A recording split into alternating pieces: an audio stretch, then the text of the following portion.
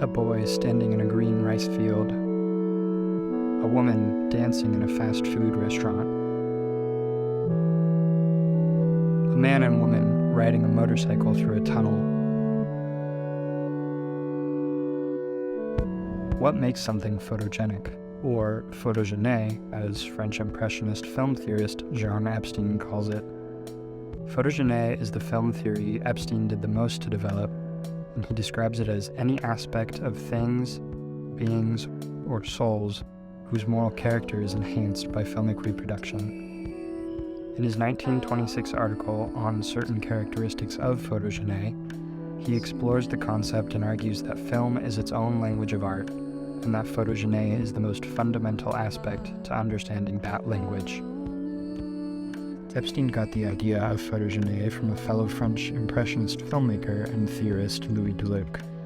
But Deluc was ultimately unable to describe what photogénie was or explain its many facets. Many theorists agree that as a concept it is just too loose and have been unable to find a consistent and coherent definition.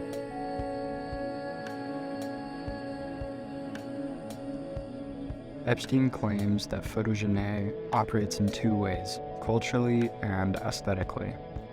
Culturally, it aims to legitimize film as an art form and separates filmmakers into artists and non-artists. He claims that many filmmakers are too focused on the narrative, and that having everything in a film be subservient to the narrative can be detrimental to the photogenic qualities of the film. Aesthetically, it is associated with elements such as transformation, expression, close-ups, and the augmentation of the senses. Photogénie is not something that exists physically in the film itself, but rather in a metaphorical way, designed to encourage us to take a more active part in the cinematic experience and to gaze more deeply at the screen.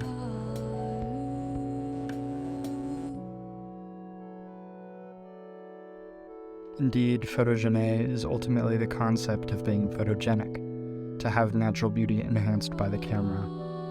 The visuals I chose as a background for this video are from different Asian directors who experimented with melancholic atmospheres and visually stunning imagery to accompany their stories.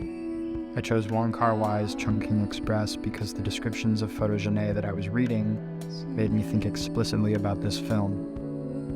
I also chose Shunji Iwai's All About Lily Shushu for similar reasons. The complex and sensitive characters and almost dreamlike sequences shown contribute to the photogenic qualities of their films. I believe these films to be great examples of photogénie, as they almost relegate a traditional plot in order to create an experience for the viewer. If photogénie is the purest expression of cinema, then why aren't all films considered photogenic by Epstein? Photogénie is an ancient theory of film and still holds bits of truth and relevance, even though it was created in an era with very limited film scholarship. Despite its flaws, photogénie offers a unique perspective on the power and effect of filmed objects, which cannot be explained by other theories. Its longevity and significance make it an invaluable piece of film history that cannot be disregarded.